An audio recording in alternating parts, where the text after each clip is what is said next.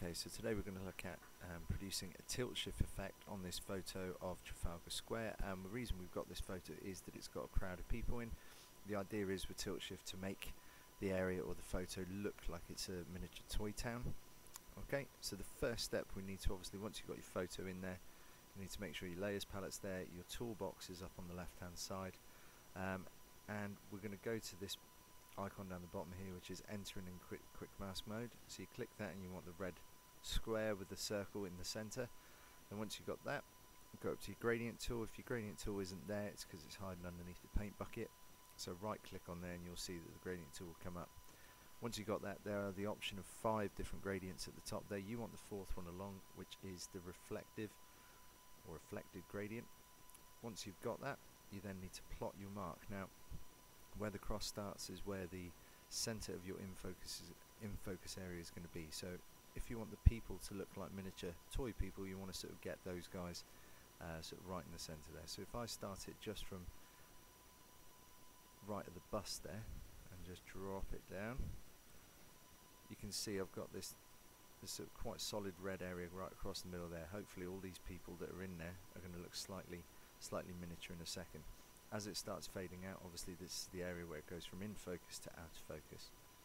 Okay, so if you've got this now and you've got the red band going across there and you're happy with it, you can go on to the next step. If you're not happy, then what you can do is by selecting your history, which is up in your window, you can actually take a step back. So if I wanted to redo that one, if I just go back to enter quick mask, I can got my gradient tool again, making sure that I'm in quick mask mode, and this time I'm just going to bring it down slightly and just drop it there, so we can see now that I've just dropped it a little bit lower down from where it was before, which was opposite the red bus.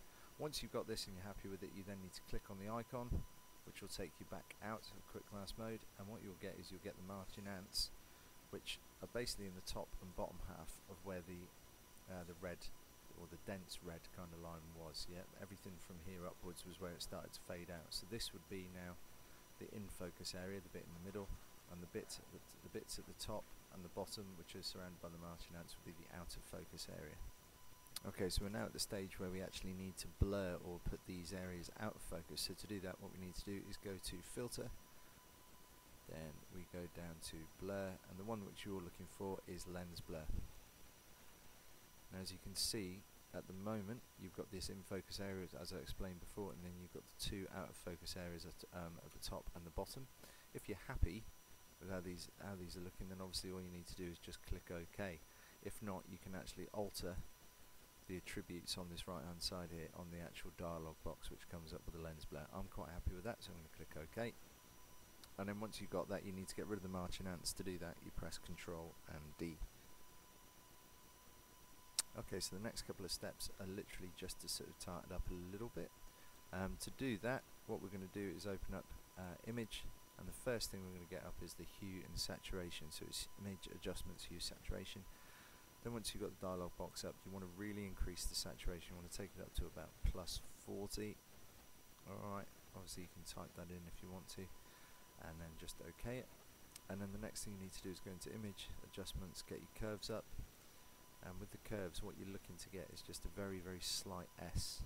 Okay, you don't want to overdo it at this stage because you don't want to lose that. You can see there, if you go too much, you lose that tilt shifted effect that we're on about. So you just want a slight S. So just look at the top and the bottom, just to bring it out a little bit. Okay, I'm quite happy with that at the moment.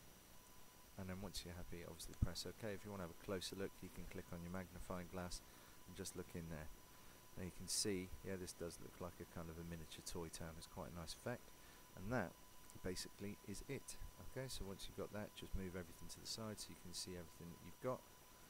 And there you go, that's the tilt shift effect, making your image look like some miniature toy town.